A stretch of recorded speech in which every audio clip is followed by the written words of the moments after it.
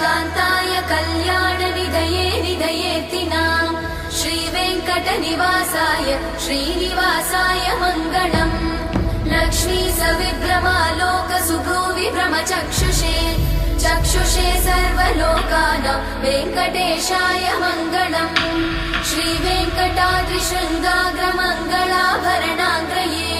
मङ्गलानां निवासाय श्रीनिवासाय मङ्गलम् सर्वावयव सौन्दर्य सम्पदा सर्वचेतसां सदा सम्मोहनायास्तु वेङ्कटेशाय मङ्गलम् नित्याय निरवध्याय सत्यानन्दचिदात्मने